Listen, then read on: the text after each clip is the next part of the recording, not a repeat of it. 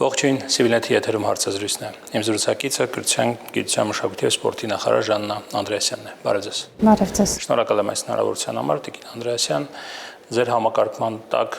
մի քանի ոլորտներ են, բայց մենք կհասցնենք զրուցել ոչ բոլորի մասին, իհարկե։ Մինչ այդ եկեք սկսենք բուհական կրթությունից։ Տեսեք, բազմաթիվ են քննադատությունները ոլորտի վերաբերյալ, բազմաթիվ են փոփոխությունների մասին խոսակցությունները, սկսած ակադեմիական քաղաքից մինչև այսպես բովանդակային փոփոխությունների մասին քննարկումներ, բայց մի ընդհանրական հարց, երբ մենք ունենանք բարձրագույն ուսումնական կրթական հաստատություն, համալսարան, որը կլինի օրինակ Շանհայի հայտնի ցանկի առաջին հազարյակում, այսպես ասած։ Այդ խնդիրը լուծելու համար մի քանի պարզ գործողության կարիք ունենք, որոնք մենք արել ենք։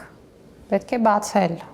Շանհայի վարկանիշավորման եւ միջազգային վարկանիշավորման մյուս ահուսակների մեթոդաբանությունը եւ հասկանալ, թե ինչ ցուցանիշներով եւ ինչ պարամետրերով է, որ բուհերը աշխատանքի կարիք ունեն, որպեսզի հայտնվեն այնտեղ։ Մենք այդ աշխատանքը արել ենք եւ պետք է հիշեցնեմ, որ կրթության զարգացման մինչեւ 2030 թվականի պետական ծրագրում, որը մեր ոլորտային ռազմավարությունն է եւ հաստատվել է ազգային ժողովի կողմից որպես օրենք, ամրագրված է, որ 2030 թվականին մենք պետք է աշխարհի վարկանիշավորման համակարգերի 500-յակում ունենանք առնվազն 4 բուհ։ Այսինքն մենք այս խնդիրը արդեն մեր առաջ դրել ենք եւ նաեւ այդ խնդրի լուծման համար է, որ նախաձեռնել ենք ակադեմիական քաղաք ծրագիրը, որովհետեւ եթե վարկանիշավորման այդ համակարգերին նայում եք, ապա տեսնում եք, որ ի թիվս այլ ցուցանիշների, ինչպես օրինակ գիտական հետազոտության մակարդակն է բուհերում եւ պետք է հիշեցնեմ, որ այս ուղղությամբ էլ մենք մեր ռեֆորմները տանում ենք, միավորելու բուհական եւ գիտական համակարգերը եւ դրանք ավելի ինտեգրված դարձնելու եւ այստեղ կոնկրետ արդյունքներ ունենք, բայց շատ կարեւոր է նաեւ ենթակառուցվածքն ու միջավայրը։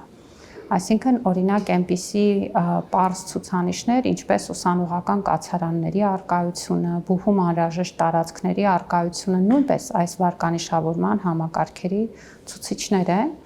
եւ ակադեմիական քաղաքը պատշաճ միջավայր ապահովելով բուհերի եւ գիտական գործունեության համար ըստ էության դառնալու է նաեւ վարկանիշավորման համակարգերի այդ պարամետրերում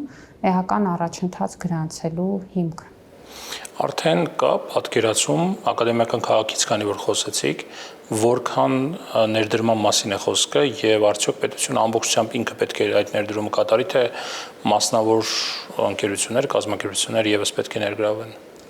Մենք բնականաբար ունեինք նախնական հաշվարկներ, բայց ակադեմիական քաղաք ծրագրի շրջանակներում մենք յուրաքանչյուր բաղադրիչին շատ խորությամբ եւ լրջությամբ ենք վերաբերում եւ ներդրումային ծրագրի մշակման համար առանձին խորհրդատվական ընկերություն ենք վերցրել, հեղինակավոր եւ հենց այս պահին ամփոփվում է ներդրումային ծրագրի աշխատանքները, ինչից պարզ կդառնա արդեն վերջնական ճշգրտված մեթոդաբանությամբ ֆինանսական նաեւ գնահատականը։ Ինչ վերաբերում է բուն ծրագրի ֆինանսավորմանը, պետք է ասեմ, որ մինչ այս բոլոր աշխատանքները նախապատրաստական ֆինանսավորում են բնականաբար պետական բյուջեի շրջանակներում եւ մենք ունենք ակադեմիական քաղաքի համար նախատեսված առանձին բյուջետային տողեր։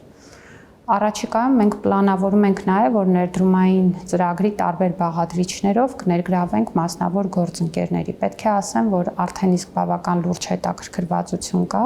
եւ քանի որ մենք խոսում ենք իրական քաղաքի մասին, տարբեր բաղադրիչներով, ինչպես օրինակ ճանապարհային ենթակառուցվածքներն են, ազգային ստադիոնն է, որը ամբողջությամբ առանձին ներդրումային ծրագիր կարող է լինել,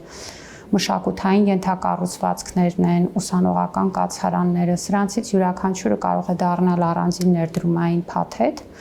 եւ տարբեր գործընկերներ կարող են այդ ուղղություններով ներգրավվել։ Մենք առաջիկայում կունենանք նաեւ հենց ներդրումային համաժողով, որին կհրավիրենք համապատասխան հետաքրքրված գործընկերներին եւ արդեն իսկ կկարողանանք հստակեցնել ամեն բաղադրիչով ում հետ ենք աշխատում։ Ես ճիշտ եմ հասկանում, որ նախագիծը կա, մակետը կա, դա ներկայացված է վարչապետի մոտ, այսպես հաստ ալբոմի տարբերակով կարծես ամեն ինչը կա, որը ինքը պարբերաբար թերթում եւ ներկայացնում է, բայց դեռ պատկերացում չկա, որքան գումար է պետք ներդնել այդ ամենը կառուցելու համար։ Նայեք, կան պատկերացումներ եւ դրանք արտացոլվել են միջնաժամկետ ծախսային ծրագրում։ Սակայն մի բան է ունենալ խոշորացված հաշվարկներ, մեկ բան է արդեն գնալ ներդրողների հետ խոսելու շատ ավելի մանրամասն հաշվարկներով, որոնք նաեւ թույլ են տալիս թե ակնկալիքը հասկանալ եւ թե հնարավոր ելքերն ու մուտքերը։ Այսինքն բնականաբար այդ աշխատանքները իրենց տրամաբանությամբ արվում են։ Հիմա մենք ամփոփում ենք գլխավոր հատակագծի վերջնական փաթեթը մեր օրենսդրության համապատասխան, որովհետև հայեցակարգը եւ համապատասխան կոնցեպտուալ մոտեցումները ավելի վաղ մշակված էին, զուգահեռաբար ամփոփում ենք տրանսպորտային կամ մոբիլության նախագիծը, կոմունալ եւ անհրաժեշտ այլ ենթակառուցվածքների նախագծերը նույնպես ընթացքում են, այսինքն այս պահին կարող եմ ասել, որ ակադեմիական քաղաքի մեծածավալ ծրագիրը այն ժամանակացույցով, որ հաստատված էր, կառավարության որոշմամբ պետք է հիշեցնեմ, որ ակադեմիական քաղաքի հայեցակարգն է հաստատված եւ այդ տրամաբանությամբ ընթանում է։ Տեսեք, բարբերաբար երկրի վարչապետը երբ խոսում է Հայաստանում դպրոցաշինության մասին, ասում է դպրոց կառուցել մենք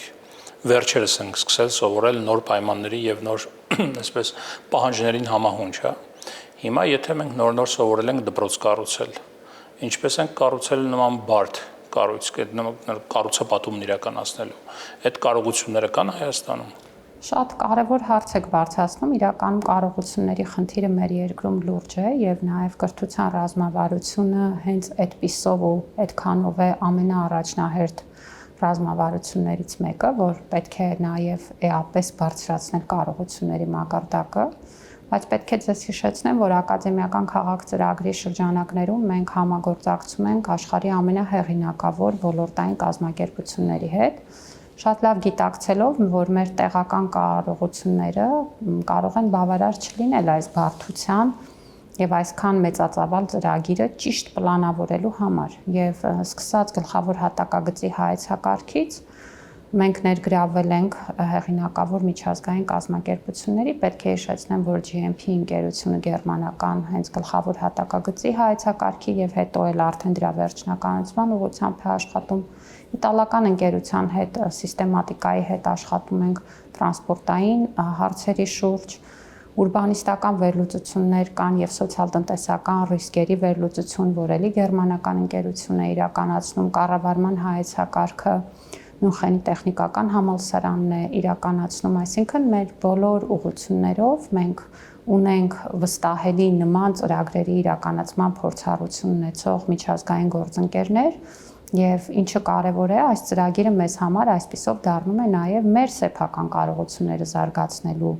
միջոց, որովհետեւ պետք է հիշեցնեմ օրինակ, որ նույն GMP-ն համագործակցում էր ճարտարապետության եւ շինարարության ազգային համալսարանի հետ, այսինքն մեզ կարևոր է ոչ միայն ակադեմիական քաղաքը իրականացնել իբրև պրոյեկտ, այլ դրա շրջանակներում նաեւ զարգացնել մեր տեղական կարողությունները, այդտեղ թե ուսանողներ, թե դասախոսներ են ներգրաված, որպեսզի իրենք էլ ընթացքում սովորեն։ Առանձին վերլուծություն է արված մեր քաղաքաշինական նորմերի, ակադեմիական քաղաքի պահանջները հասկանալով, որպեսզի հասկանանք, թե նորմատիվային դաշտում ինչ փոփոխությունների կարիք ունենք։ Հիմա օրինակ, երբ որ ռոռոկման համակարգն ենք նայում, այստեղ էլ մեր գործընկերները վերլուծելով նաև մեր տեղական օրենսդրությունը եւ նաև օրինակ, գիտեք, Եվրոմիության հետ ինտեգրման այս մեր օրակարգի տրամաբանության մեջ մենք հիմա տեսնում ենք ստանդարտներ, որոնք նաև մեր քաղաքաշինական գործընթացներում մեզ կարող են օգնել այդ պրակտիկաները դարձնել ավելի մոտարկված եւ սա ինչ է նշանակում, սա նշանակում է, որ ակադեմիական քաղաք ծրագիրը իսկապես ոչ միայն բարձրագույն կրթության եւ գիտության համար նոր միջավայր ստանալու մասին է, այլ իր ամբողջ գործընթացով կարող է դառնալ մեր հանրային կյանքը վերափոխող մի ծրագիր, որտեղ մենք կսովորենք նաեւ այդ ձևով կազմակերպել, իրականացնել եւ ստանալ արդյունքը, որը ուզում ենք։ Երբ վերջնական տեսքով ինքը պատրաստ կլինի, ժամկետներ ունեք հստակ սահմանված։ Մեր այս փուլի աշխատանքների շատ կարևոր մասը նաև իրականացման ռազմավարությունը, որովհետև ակնհայտ է, որ սա շատ մեծ ծրագիր է եւ միանգամից ու ամեն ինչ չի լինելու։ Այսինքն մենք փուլային իրականացման տրամաբանությամբ ենք գնում եւ առանձնացված է փուլ 1-1-ը, որը լինելու է մեր առաջին փուլը, որի շրջանակներում մենք մինչև 30 թվականը պլանավորում ենք, որ քաղաքում կլինի տեխնոլոգիական կլաստերը, կլինեն 3600 ուսանողների համար նախատեսված կացարաններ, բնականաբար կկառուցվի անհրաժեշտ ճանապարհային եւ այլ ենթակառուցվածքը քաղաքը սպասարկող, ինչպես նաեւ մշակութային բազմաֆունկցիոնալ սրահը, գիտեք այդտեղ թե համերգասրահ է լինելու, թե թատերական ներկայացումների, թե կինոյի համար նախատեսված տարածք եւ զուգահեռաբար նաեւ ազգային ստադիոնի շուրջ ենք աշխատում։ Սա մեր պլանն է առաջին փուլի համար։ Երկրորդ փուլում արդեն դրանք ավելանան նոր կլաստերները, որոնք բուհեր են եւ գիտահետազոտական ինստիտուտներ, եւ ընդհանուր առմամբ ամբողջ քաղաքի շինարարությունը կարող է տևել ավելի քան 10 տարի, բայց առաջին փուլը արդեն բավարար կլինի, որպեսզի ակադեմիական քաղաքը տեղում գործի եւ հետագայում էլ զարգանա։ Իսկ հիմա ամենակարևոր հարցը է սրա մասին, տեխնիկական հարցերից անցնելով ավելի բովանդակայինի։ Տեսեք, շատ է քննադատություն այս ուղղությամբ, որ եթե մենք շենքային պայմաններն ենք բարելավելու, ինչը վատ չէ, ինչը կարևոր է, բայց դրա հետ մեկտեղ չենք ունենալու բովանդակային կրթական ծրագրերի փոփոխությունները եւ այս կրթական ծրագրերը, չգիտեմ, ԵՊՀ-ից սկսած մինչեւ պոլիտեխնիկով ու այլ բուհերով տեղափոխվելու է այնտեղ ուղղակի լավ շենքային պայմաններում նույն կրթական ծրագրերով, նույն դասախոսներով պետք է շարունակվի ուսումը կամ իրականացվի այդ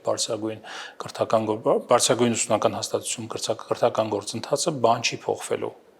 որակական առումով։ Ես 100%-ով համաձայն եմ եւ զարմանում եմ, որ դա քննադատություն է, որովհետեւ սա մի բան է, որի մասին հենց մենք ենք խոսում։ Եվ ի վերջո ակադեմիական քաղաքը բաղկացած է կլաստերներից։ Ինչ են կլաստերները իրենց էությամբ։ Դրանք հենց մեր այսօրվա գործող բովանդակության եւ կառուցվածքի վերափոխումներն են։ Օրինակ, երբ որ անվանում ենք տեխնոլոգիական կլաստեր, մտադիր ենք տեխնոլոգիական կրթությունը եւ գիտական հետազոտությունը համախմբել, միավորել եւ ստանալ մեկ խոշորացված բուհ համապատասխան գիտահետազոտական կարողություններով։ Եվ սա արդեն իսկ նշանակում է, որ այն ինչ այսօր կա, չի կարող մեխանիկորեն տեղափոխվել ակադեմիական քաղաք։ Երկրորդը մենք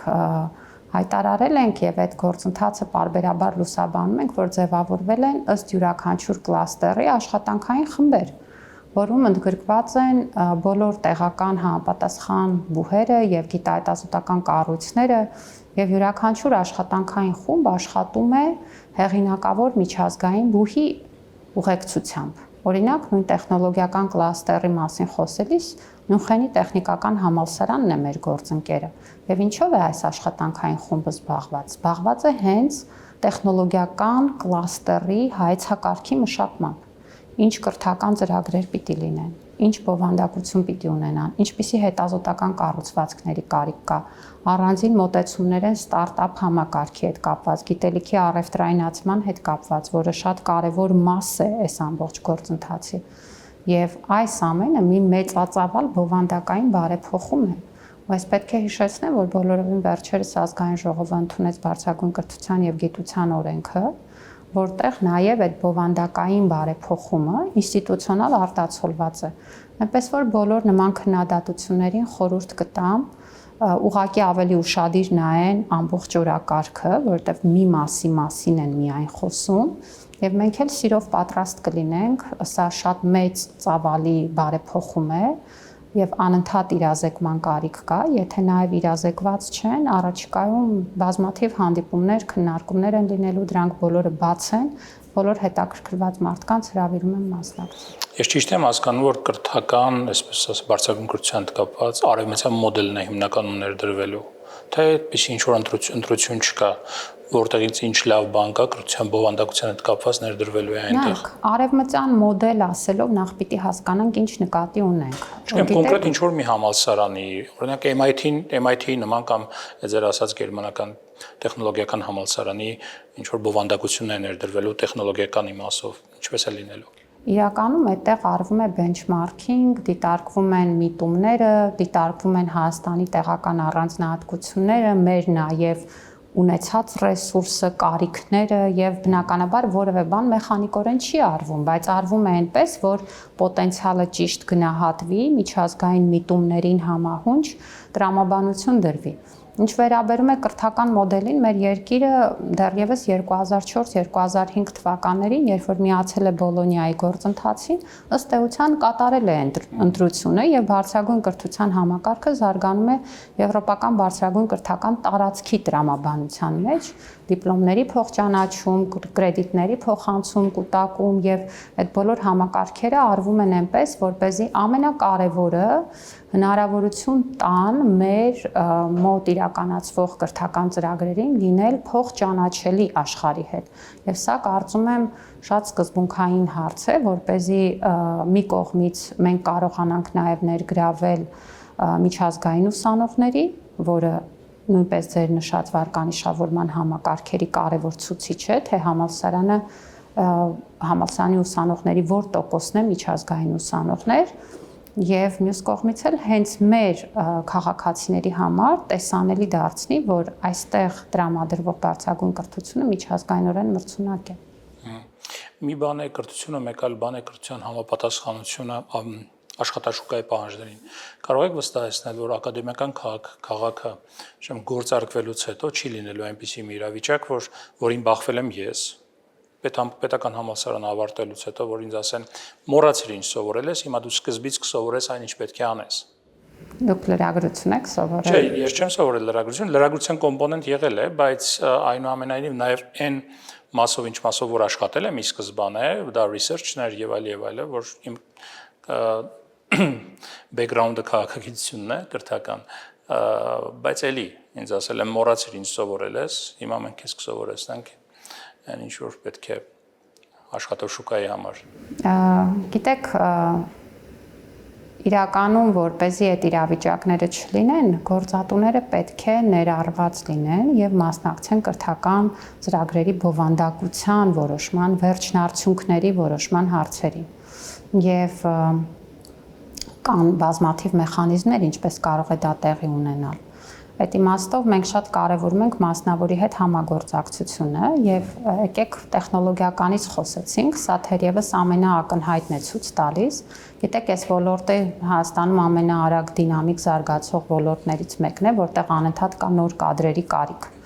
Հիմա որն է լավագույն եղանակը այդ կադրերին պատրաստելու, բնականաբար գործատուների հետ համագործակցությամբ, որպեսզի կրթական ծրագրերը կարգաբերվեն նաև գործատուների աշխատանքային շուկայի պահանջների համեմատ։ Եվ դա տեղի չունենա հետո, երբ որ շրջանավարտը գնում է աշխատելու, այլ ի սկզբանե գործատուն process-ի մաս լինի եւ կարողանա նաև ասել, որ օրինակ ISSS հմտություններն ու այս գիտելիքները շատ ավելի կարևոր են։ Երկրորդ կարևոր բանը, որ այստեղ պիտի ունենանք, դա կրթական գործընթացում ունենալն է նաև պրակտիկ դասընթացներ, հենց պրակտիկա կոչվածը, որը մեզ մոտ վատ ավանդույթի բերումով ավելի շատ ձևականություն էր շատ դեպքերում, քան թե իրական գործնական սովորելու process, բայց ակադեմիական քաղաքը այդ հնարավորությունները կտա, ինչու, որովհետև մենք նախատեսում ենք, որպեսզի բարձրագույն կրթական համակարգին զուգահեռ այստեղ ներկայացված կլինի նաև մասնավոր ոլորտը։ Օրինակ տեխնոլոգիական ընկերությունները կարող են իրենց գրասենյակները ունենալ հենց ակադեմիական քաղաքում եւ սա նշանակում է, որ ուսանողները մի կողմից կստանան հնարավորություն հենց իրենց սովորելու ընթացքում աշխատելու եւ մյուս կողմից այս կապը կլինի անընդհատ, ինչը նաեւ կերաշխավորի, որ այդ ձեր նշած խնդիրները չեն առաջանա, բայց ես կուզեի մի փոքր ավելի ֆունդամենտալ այս հարցին մոտենալ։ Մենք պիտի հասկանանք, որ ժամանակակից աշխարհը փոխվում է եւ հատկապես տեխնոլոգիական զարգացումները բերում են նրան, որ օրինակ գիտեք հիմա շատ բուրըն բանավեճ է ընթանում են մասին, թե որ մասնագիտությունները կշարունակեն ակտուալ լինել եւ ինչպես կփոխվեն այսօրվա մեծ ծանոթ մասնագիտությունները։ Եվ սա շատ լուրջ խնդիր է ու այդ իմաստով անորոշության էլեմենտը միշտ կա։ Այսինքն մարդը, ով այսօր ընտրում է հաշվապահություն սովորելը եւ գնում է, ընդունվում է համապատասխան կրթական ծրագրով սովորելու, պիտի իմանա ու գիտակցի, որ միջև իր ավարտելը արդյոք այն հաշվապահությունը, որ կա այսօր 4 տարի հետո լինելու է հենց այդ տրամաբանության ստանդարտների մեջ։ Լինի եւ ինքնակրթության։ Ես կարծում եմ առանց դրա ժամանակակից աշխարհում ուղղակի չենք կարող ուղղորդվել եւ հենց այդ է պատճառը, որ ժամանակակից կրթությունը ոչ այնքան գիտելիքի փոխանցման մասին է, որքան հմտությունների ձևավորման, որպեսզի մարդը կարողանա յուրաքանչյուր իրավիճակում սովորելու հնարավորություն ունենալ։ Լավ, մասնավոր գործատում ենթադրենք խնդիր ունի բուհական կրթության հետ կապի տեսանկյունից։ Բա պետություն է այս առումով, տեսեք, մասնավորը հենց մի կողմ։ Ավարտում ես միջազգային հարաբերություններ, փորձում ես ընդունվել ԱԳՆ աշխատանքի, ասում են գնա դիվանագիտական ակադեմիա, դրանից հետո նոր կարող ես ընդունվել ԱԳՆ աշխատանքի, որտեղ մենք ուզում ենք կադրեր պատրաստել այնտեղ։ Ավարտում է իրավաբանականը մարդը, գնում է, փորձում է իրավական ոլորտում, չգիտեմ, պետական համակարգում տեղավորվել, ասում են Արդարադատության ակադեմիա կա, մի հատ այնտեղ կսովորես, հետո նոր անպայման կանցնես աշխատանքի։ Այս մեր կրթության նկատմամբ պետության սկեպտիկ վերաբերմունքը ինչու է այսպեսին։ Ես կարծում եմ իրականում, գիտեք, ես սկեպտիկ վերաբերմունքի շատ հիմքեր կարող եմ ձեզ ասել եւ ինձ թվում է դուք էլ կարող եք ասել, որովհետեւ մենք տեսել ենք բազում դեպքեր, որ մարդիկ ընդունվել են եւ ավարտել են, ստացել են ավարտական իրենց փաստաթուղթը եւ դժվար է ասել դարձել են մասնագետ թե ոչ։ Եվ այստեղ ձեր պատասխանատվությունը դուք զգում եք թե ոչ։ Իհարկե ես զգում եմ պատասխանատվությունը եւ երբեք իմ պատասխանատվությունը չեմ փոխանցում որևէ մեկի ուսերին, բայց այստեղ պետք է հասկանանք ինչի մասին է խոսքը, որովհետեւ կրթության ձևական կողմը կարեւորվել է ավելի, քան բովանդակությունը։ Եվ դիպլոմի արկայությունը կարևորվել է ավելին, քան բուն այդ դիպլոմի հետևում ընկած պաշարը գիտելիքների եւ հմտությունների։ Եվ ես ուրախ եմ, որ աշխատանքային շուկան փոխվում է եւ այսօր դիպլոմին նայելուց բացի կամ նույնիսկ դեպքեր կան, երբ որ ուղղակի մարդուն խնդրում են որոշակի առաջադրանքներ անել, ստուգելով նրա կարողությունները, որ սա բերում է նրան, որ այսօրվա ուսանողը բուհում պահանջում է, որ իրեն սովորեցնեն, որտեղ վաղը գիտի, որ փաստաթուղթը չի, որ իր համար ճանապարհ է բացելու, այլ այդ փաստաթղթի միջոցով իր հավաստիացումը, որ ինքը այդ ամենին տիրապետում է։ Բայց սա նաև շատ լուրջ այլ խնդիրներ է իր հետևում պարունակում եւ կրթության զարգացման պետական ծրագրի ամբողջ առաջին մասը հենց համակարգային խնդիրների վերլուծություն է։ Բայց ես կուզեմ նաև ձեզ այդ իմաստով ասել, որ սա սկեպտիցիզմ չի նաև այն տեսանկյունից, որ բարձրագույն կրթության եւ գիտության նոր օրենքում մենք առանձին բաժին ունենք կարգավորվող մասնագիտությունների վերաբերյալ, ինչպիսին օրինակ բժշկությունն է, ինչպիսին պիտի լինի մանկավարժությունը, ինչպիսին նաև իրավաբանությունն է, ինչը նշանակում է, որ անկախ նրանից, որ բարձրագույն կրթությունը կստանան, կան որոշ մասնագիտություններ, որոնցով պրակտիկ աշխատանքը միևնույն է պահանջելու է լրացուցիչ ջանք եւ լրացուցիչ հավաստիացում եւ սա ոչ միայն Հայաստանում է, ամբողջ աշխարհում է կարգավորվող մասնագիտությունների տրամաբանությունը գործում, այլ հարց է, որ պիտի նայենք, թե իսկապես որ մասնագիտություններն է, որ դրա կարիք ունեն, իմ նշած բժշկությունն ու մանկավարժությունը, ինչպես նաեւ իրավաբանությունը ամբողջ աշխարհում լրացուցիչ կարգավորումներ ունեցող մասնագիտություններ են։ Ինչ է լինելու գիտությունների ազգային ակադեմիայի հետ։ Միայն լավ բաներ։ Չէ, մնալու է կառույցը նույն տեղում։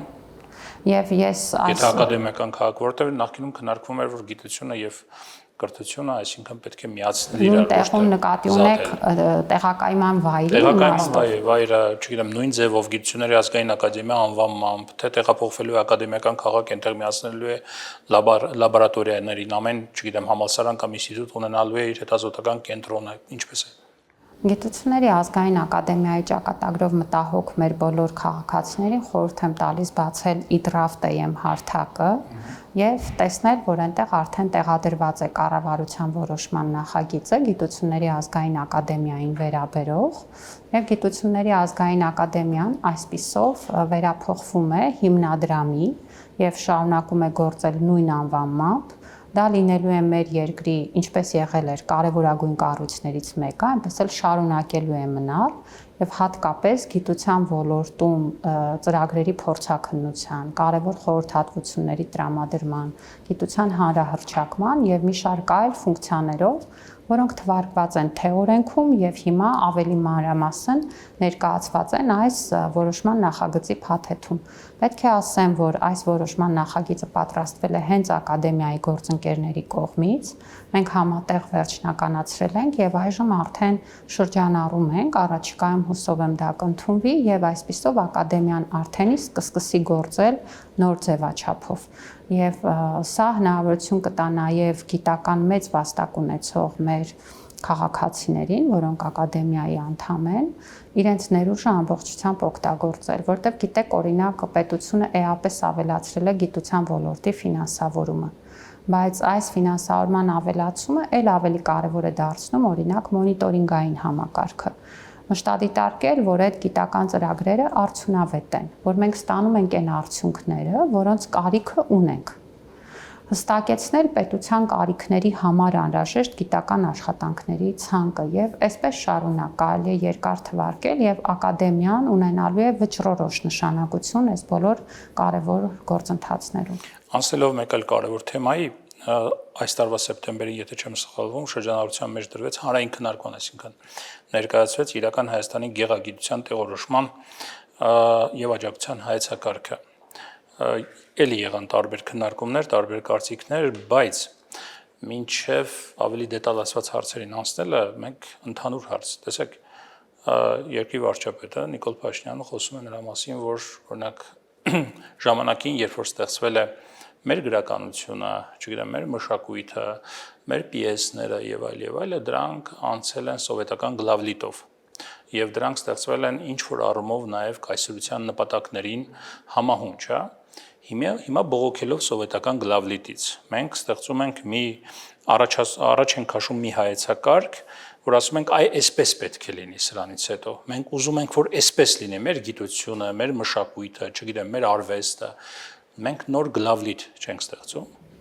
Բացարձակապես։ Մենք ինչ ենք ասում։ Մենք ասում ենք, որ մենք պետք է կարողանանք դիտարկել այն, ինչ ունենք եւ հասկանալ մեր պետականության պայմաններում մեր ունեցած բովանդակությունը դրան աջակցում է թե ոչ։ Եվ կարծում եմ, որ սա ռազմավարական խնդիր է։ Իսկապես, այդպես եմ կարծում, որովհետև մենք խոսում ենք մեր պետականության ամրապնդման մասին։ Մենք խոսում ենք այն մասին, որ Հայաստանի Հանրապետությունը պիտի դառնա մեզ միավորող, մեր յուրաքանչյուր քաղաքացու մեկ այլ քաղաքացու հետ միավորող գաղափարը, որի շուրջ մենք ջանք ենք դնում։ Եվ սա նշանակում է, որ մենք պետք է կարողանանք տեսնել, որն է այն բովանդակությունը, որը աջակցում է այս օրակարգերին եւ պետության ֆինանսավորումը ուղղենք այդտեղ։ Խոսքը ամենևին չի վերաբերում որևէ մեկի ստեղծագործական անկախությանը, ազատությանը, հակառակ այս հայեցակարգում պետ պատվերին է վերաբերում։ Խոսքը վերաբերում է այն ծրագրերին եւ այն ուղղություններին, որոնք որ պետք է խրախուսվեն պետության ֆինանսավորմամբ։ Եվ դրանք կարծում եմ այն ուղղություններն են, որոնք արդեն իսկ մարդիկ տեսնում են, դա մշակութային կյանքի ակտիվացումն է մարզերում, որը առանցքային խնդիր է։ Հատկապես երբ որ մենք ուզում ենք հանրային կյանքի որակի փոփոխության մասին խոսել։ Դա մեր երկրի ներկայացումն է տարբեր հարթակներում։ Դա մեր կողմից նաև համապատասխան միջոցառումներն են, փառատոներն են, եւ այդ իմաստով ես կարծում եմ, որ որևէ գրաքննություն չի կարող լինել, ես ինքս խորապես դեմ եմ ցանկացած գրաքննության, բայց պետությունը պիտի ունենա քաղաքականություն եւ այստեղ խոսքը ստեղծագործության բովանդակության մասին չի,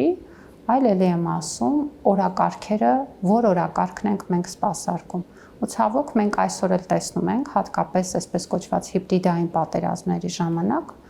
որ շարունակում են մեզ մոտ ակտիվորեն դրսևորվել տարբեր շահեր սպասարկող օրակարգերին համահունչ բովանդակային միջոցառումներ եւ ծրագրեր։ Սա արդյոք չի նշանակում, որ պետությունն այսուհետ խոտան կամ վնասակար է համարելու հայ ժողովրդի պատմական հիշողության վրա խարսխված մշակույթը, դրա վերաբերյալ առաջարկները պետությանը, պետպատվերի, ինչ գիտեմ։ Ոչ, ամենևին։ Հակառակը ես պետք է ձեզ հիշեցնեմ նաև վարչապետի խոսքերը, որ իրական Հայաստանի բովանդակությունը եւ կոնցեպտը ամբողջությամբ հիմնվում է եւ բխում է պատմական Հայաստանից, այսպես կոչված։ Եվ ես ձեզ կասեմ հակառակը, մենք ավելի խորությամբ, ավելի մանրամասն պետք է ճանաչենք մեր պատմությունը եւ դա շատ կարեւոր է։ Եվ այդ իմաստով ես կարծում եմ, որ տեղի է ունենալու հակառակը։ Մենք խրախուսելու ենք բոլոր այն ներկայացումները, բոլոր այն մշակութային եւ արվեստային ստեղծագործությունները, որոնք օգնում են մեզ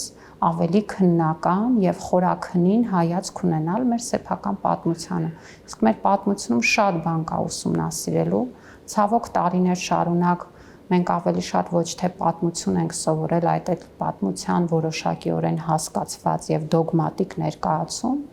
եւ հենց այդ է պատճառը նաեւ, որ այսօր մենք դպրոցներում փորձում ենք առավելապես պատմական մտածողություն զարգացնել, որ մեր երեխաները կարողանան վերլուծելու, տարբեր աղբյուրներ համադրելու, ինքնուրույն եզրահանգումներ անելու կարողություններ ունենալ եւ իրենք կարողանան տարբեր իրավիճակներում կողմնորոշվել։ Մենք հիմա ընդունված է, այսպես ասել, տրավմատիկ հասարակություն ենք։ Օրինակ, վաղ մյուս օրը կարող են լինել ինչ-որ պիեսներ, ներկայացումներ, որոնք կվերաբերեն պահանջատիրությանը, Արցախի խնդրին, Լեռնային Ղարաբաղի հետ կապված հարցերին, այդ մարդկանց խնդիրներին, որ այստեղ են արցախցիների, դրա նկատմամբ պետության վերաբերմունքը ինչպիսին պետք է լինի։ Խրախուսելու է դա, չի խրախուսելու։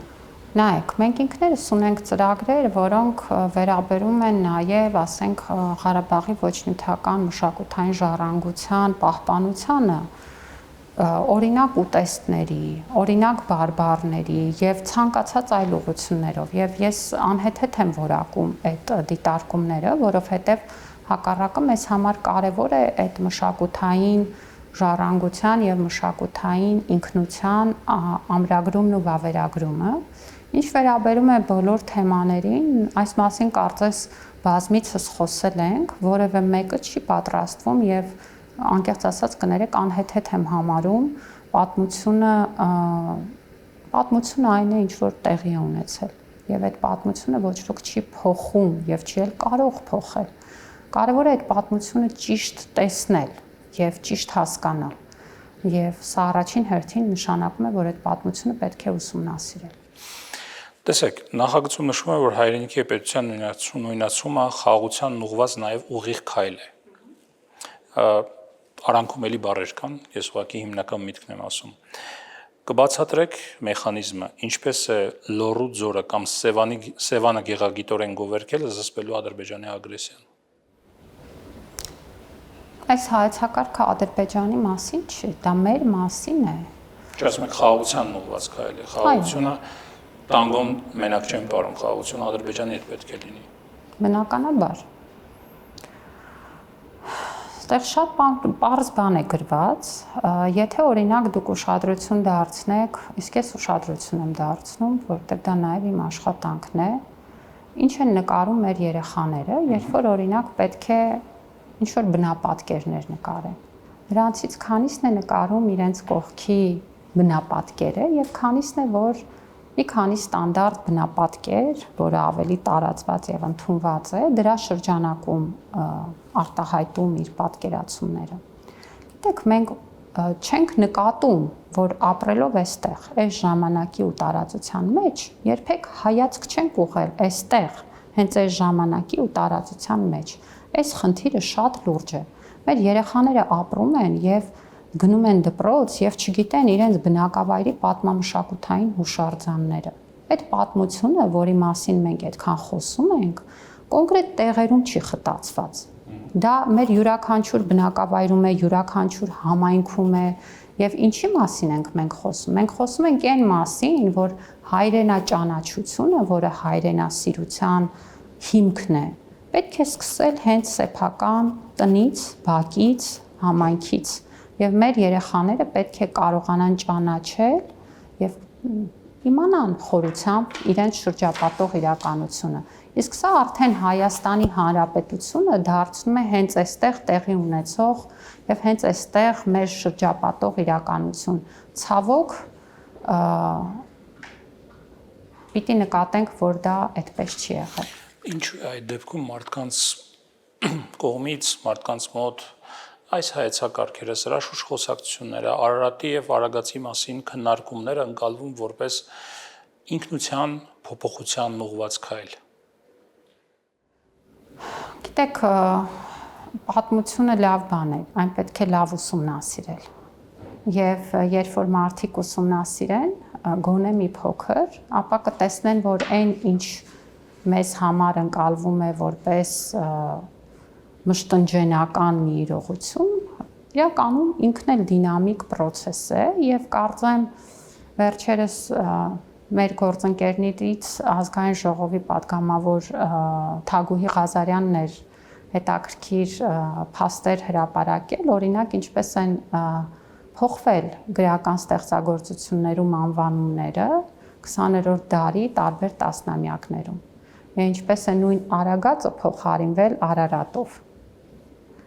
Հետևաբար կարծում եմ, որ սրանք ամենևին պարզ հարցեր չեն։ Մեր ինքնությունը առաջին հերթին պիտի լինի մեր պետությունը, որովհետև մեր պետությունն է, որի շնորհիվ մենք որպես հասարակություն կարող ենք ինքնակազմակերպվել եւ ինքնիշխան գոյություն ունենալ։ Ու իմ համոզմունքն է, որ պետության զարգացման օրակարգը պիտի լինի մեր առաջնահերթությունը եւ հետեւաբար պետական քաղաքականությունները պետք է դրան միտված լինեն։ Այն, ինչ որ մենք առաջարկում ենք եւ այն, ինչին ուղղված են մեր ջանքերը,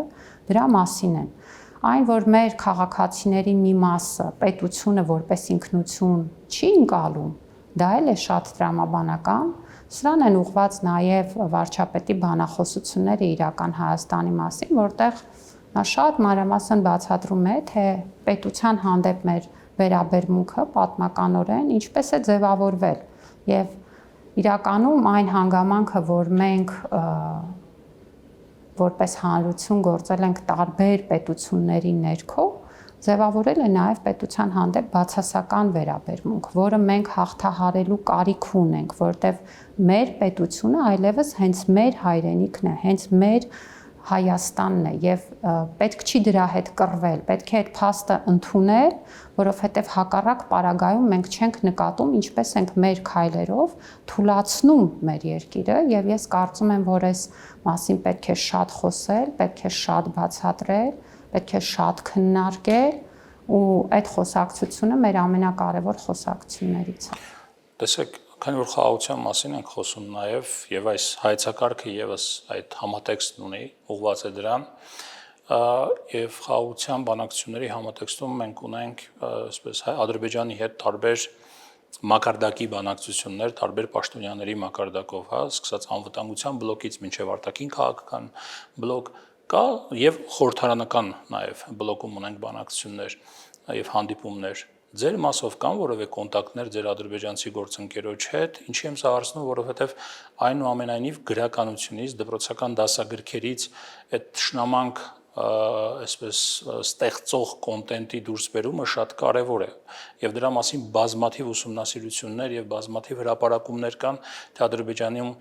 դասավանդվող, չգիտեմ, դասագրքերում ինչպես է ներկայացվում հայը Հայաստանի հետ հարաբերությունները, խնդիրը եւ այլը, թշնամանքի այսպես սերմանում է տեղի ունենում, հա, կան որևէ խոսակցություններ, քննարկումներ այս բովանդակության շուրջ աշխատանքներ, թե չկան։ Գիտեք, ես կարծում եմ, որ դա կարևոր օրակարգ է իրականում եւ այդ օրակարգը արտացոլված է թե օգոստոսի 8-ին Վաշինգտոնում ստորագրված փաստաթղթերում, որտեղ խոսվում է հենց հանրային վերաբերմունքի ընկալումների եւ այսօրությամբ քաղաքականությունների մասին։ Այս պահին մենք ներգրավված չենք այս ձևաչափով խոսակցություններին եւ ես շատ ուրախ ու պատրաստական կլինեմ դրանցում ներգրավել այն պահին, երբ որ ժամանակը դրա համար հարմար կլինի ու ինքս շատ կարեւոր եմ համարում, որ կրթական համակարգը ամեն կերպ նպաստի խաղաղության հաստատմանը, որտեղ իրականում կրթական համակարգի միջոցով իսկապես խաղաղությունը մեր տարածաշրջանում կարող է լինել կայուն, կարող է լինել երկարատև եւ կարող է նպաստել, որպեսզի մեր բոլոր հարցերը ուրեմն իրենց արտացոլումը ստանան այնպես, որպեսզի դրանք չխոչընդոտեն, այլ հակառակը նպաստեն տարածաշրջանում բնակվող բոլոր ժողովուրդների խաղաղ համակեցությանը։ Ես խորապես համոզված եմ, որ դա լավագույն բանն է, ինչ կարող է պատահել այս տարածաշրջանի հետ։ Գիտեք, եւ եթե որևէ մեկս կարող է թեկուզ մի փոքր լումա ունենալ, որպեսզի դա տեղի ունենա, մենք պետք է առանց մտածելու այդ ջանքը դնենք, այն տեղում են մակարդակով են ձևաչափով, ինչը որ այդ պահին կլինի ամենանպատակայինը եւ ամենահարմարը։ Տեսնում եք, որ սա զարգացող դինամիկ process է եւ վարչապետը խոսում է խաղաղության ինստիտուցիոնալացման անհրաժեշտության մասին։ Ես սա համարում եմ հենց ինստիտուցիոնալացման գործընթացի կարևոր բաղադրիչներից մեկը եւ բնականաբար կառավարության օրակարգին համապատասխան մենք էլ պատրաստական ենք ամբողջ ջանքը դնել։ Մեր կրթական համակարգը նպաստող է խաղաղությանը եւ բովանդակությունը։ Այն կրթական համակարգը, որը մենք ուզում ենք ստանալ, որտեղ հիմա մենք բարեփոխումների ընթացքում ենք, վստահաբար նպաստելու է եւ նպաստելու է մեր պետության զարգացմանը, նպաստելու է խաղաղության ամրապնդմանը եւ նպաստելու է յուրաքանչյուր անհատի կարողությունների լավագույնս զարգացմանը։ Դասագրքերը դեռ փոխվելու են։ Դասագրքերը արդեն փոխվել են, բայց դեռ փոխվելու են, որովհետեւ դրանք փորձարկվում են նաեւ դպրոցներում, մենք շատ ուշադիր ենք ուսուցիչների, ծնողների, աշակերտների կարծիքներին եւ կարծում ենք, որ մի փուլ դպրոցներում արդեն գործարկվելուց հետո նրանք բոլոր անհրաժեշտ լավարկումները կստանան, բայց սա նաեւ շատ ստեղծագործ ու շարունակական process է եւ կրթական համակարգում երբեք ամեն ինչ չի արվում մեկ անգամ եւ մեկ ընդմիշտ, չափորոշիչն էլ պետք է անընդհատ կենթանի process լինի, վերափոխվի եւ դրան պիտի հետեւեն նաեւ ուսումնական նյութերը։ Իսկ ադրբեջանական դասագրքերը մենք ուսումնասիրում ենք, որ վաղը մյուս օրը եթե լինեն բանակցություններ, դուք փաստաթղթով գնաք եւ փաստարկներով։ Եք բոլոր այն աշխատանքները, որոնց կարիքը կլինի, կկազմակերպվեն համապատասխան ձևաչափով եւ օրակարգով։ Դեռ չի կազմակերպվում նման աշխատանք։ Այս պահին ես կարծում եմ ձեզ տվեցի այն պատասխանը, որը որ ամբողջությամբ դրացնում է ձեր հարցը։ Շատ լավ, շնորհակալ եմ։ Շնորհակալություն։ Իմ զրուցակիցը Ժաննա Անդրեսյանն էր։ Շնորհակալություն, կհանդիպենք։